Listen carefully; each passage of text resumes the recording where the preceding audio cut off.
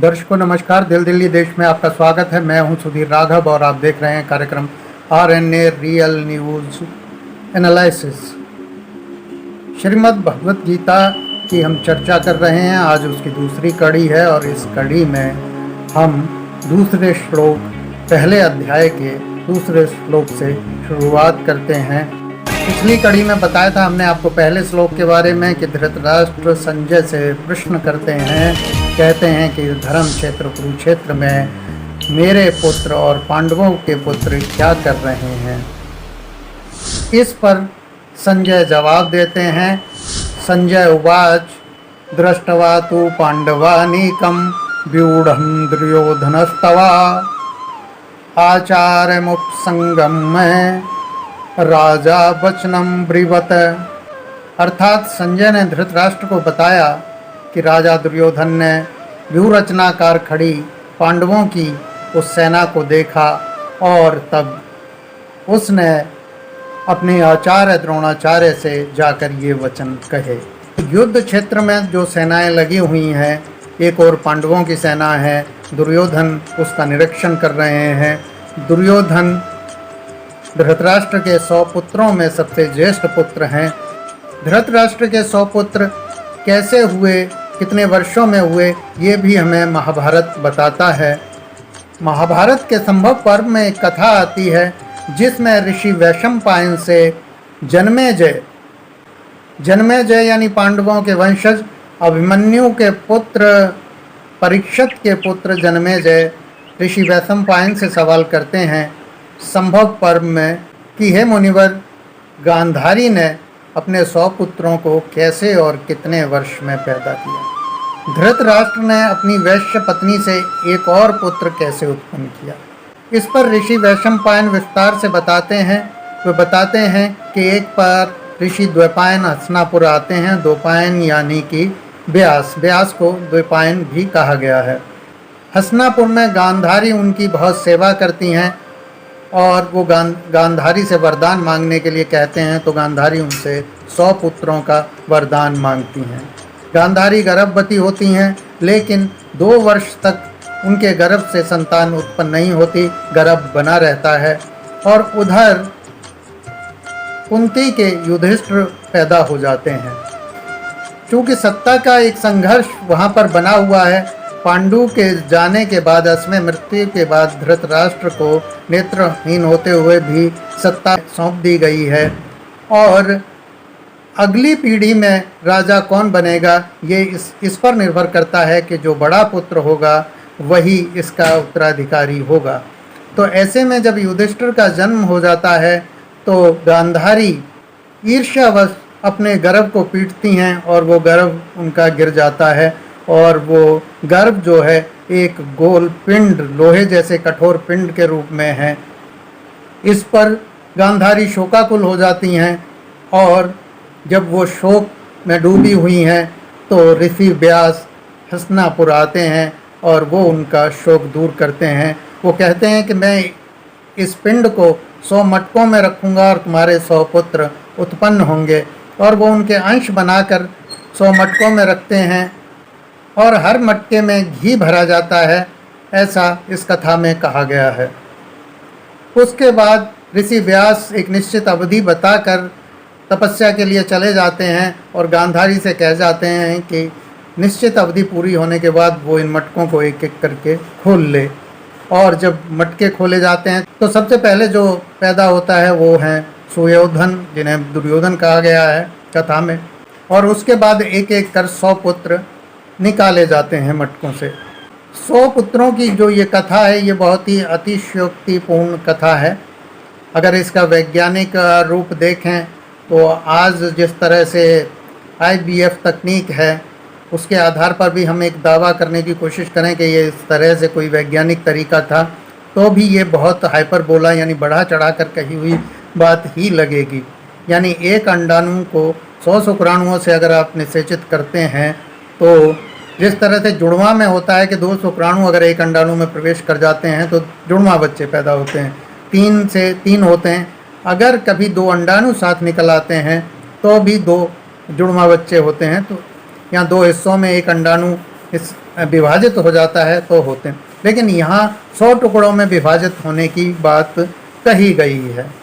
ये कथा छेपक भी प्रतीत होती है, यानी छेपक यानी बाद में जोड़ी हुई कथा भी प्रतीत होती है, जो 100 बच्चों की जो कथा बताई है ऋषि वैशंपायन के हवाले से जन्मेजय को। अगर जन्मेजय को कथा सुनाई जा रही है तो ये तो साबित हो जाता है कि ये ऋषि व्यास की कथा नहीं है, ऋषि व्यास का जिक्र आ रहा है, ये कथा बाद में कही गई है और महाभारत युद्ध के खत्म हो जाने के काफ़ी वर्षों बाद कही गई है, क्योंकि अगली पीढ़ी परीक्षित के बाद अगली पीढ़ी जन्मेजय आ चुके हैं और जो युद्ध है, महाभारत का युद्ध है, वो जन्मेजय के दादा अभिमन्यु के समय हुआ है।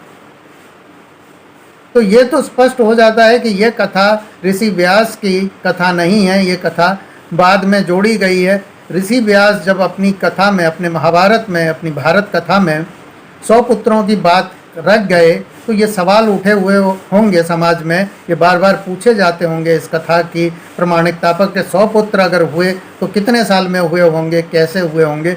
उन्हीं सवालों का जवाब जन्मेजय के हवाले से देने की कोशिश की गई है। तो इसलिए ये कथा जो है एक गढ़ी हुई कथा भी नज़र आती है पहली दृष्टि में, और ये छेपक भी हो सकती है, इसकी पूरी संभावना है। और इसका जिक्र महर्षि दयानंद ने अपने एकादश समोल्लास में किया है कि महाभारत में बहुत ज़्यादा गठजोड़ हुआ है ऋषि मुनियों के नाम से, बाद में बहुत से श्लोक उसमें जोड़े गए हैं। एकादश समोल्लास में महर्षि दयानंद जो उदाहरण देते हैं वो राजा भोज के ग्रंथ संजीवनी का देते हैं। राजा भोज ने लोगों को इस काम से रोका था कि वो पुराने ऋषि मुनियों के नाम से श्लोक लिख कर ना जोड़ें पुराने ग्रंथों में। अगर उन्हें कुछ लिखना है तो अपने नाम से लिखें, नहीं तो उन्हें दंडित किया जाएगा।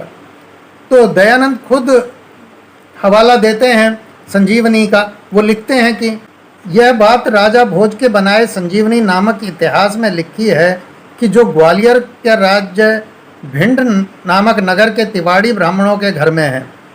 मतलब ये जो किताब थी संजीवनी, इनके समय में, स्वामी दयानंद के समय में भिंड में, मध्य प्रदेश में है भिंड में तिवाड़ी ब्राह्मण परिवार यानी तिवारी ब्राह्मण परिवार के घर में संजीवनी उनके टाइम में सुरक्षित थी, मौजूद थी। उसी का हवाला दयानंद देते हुए लिखते हैं कि उसमें स्पष्ट लिखा है कि व्यास जी ने सिर्फ 4,400 श्लोकों का भारत लिखा था, यानी 4400 श्लोक यानी 4400 श्लोक का महाभारत लिखा था।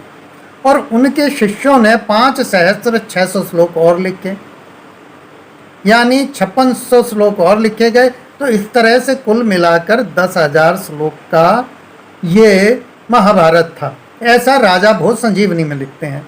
और वो आगे लिखते हैं संजीवनी में कि उनके पिता के समय ये बढ़ते बढ़ते 25,000 श्लोक का हो गया, और मेरी आधी उम्र यानी राजा भोज की आधी उम्र तक ये 30,000 श्लोक का हो गया। वो चिंता जताते हैं कि अगर ऐसे ही ये बढ़ता रहा, महाभारत के नाम पर लोग कुछ भी लिख कर डालते रहे, तो ये ऊँट के बोझ के बराबर हो जाएगा। यानी महाभारत इतना बड़ा ग्रंथ हो जाएगा कि ऊँट पर उठाकर लाद कर ले जाना पड़ेगा। तो वो निर्देश देते हैं कि यदि आप लोग ऋषि मुनियों के नाम से ही ग्रंथ बनाएंगे, पुराने ग्रंथों में ही अपना जोड़ेंगे, तो सब भ्रम फैल जाएगा। जो आर्यों को लेकर जो जानकारी है वो भ्रमित हो जाएगी। इसलिए ऐसा कोई नहीं करेगा और ऐसा करने वाला दंड का पात्र होगा। तो ये बताता है कि छेपक ऋषि मुनियों के नाम से जोड़े जाते रहे हैं। तो ये 100 पुत्रों की जो कथा जो बताई जाती है महाभारत के संभव पर्व में, तो ये पहली दृष्टि व्यास जी की लिखी हुई तो नहीं लगती है, क्योंकि उसमें जिस तरह से जिक्र आता है और जितने बाद में जिक्र आता है, और ये महाभारत के समकालीन भी नहीं लगती है, क्योंकि इसमें जन्मेजय जो है वैशंपायन से, ऋषि वैशंपायन से पूछ रहे हैं। तो फिर क्या संभव है? तो 100 पुत्रों की जो कथा है उसका क्या कोई और कारण हो सकता है, कोई और लॉजिक हो सकता है, कोई और तर्क हो सकता है जो विश्वसनीय हो?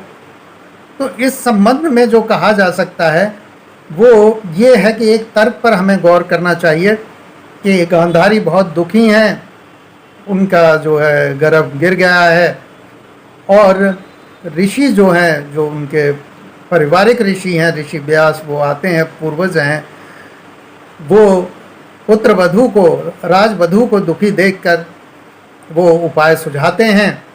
और चूंकि गांधारी भी आंखों पर पट्टी बांधे रहती थी, तो महाराज धृतराष्ट्र की स्थिति तो नेत्रहीन थे ही वो।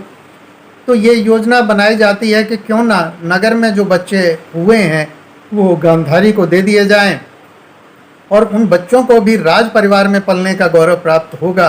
तो जो बच्चे पैदा हुए, जो पुत्र पैदा हुए, उनको राज परिवार में लाकर रख दिया गया, और वो इस तरह से 100 पुत्र हो सकते हैं।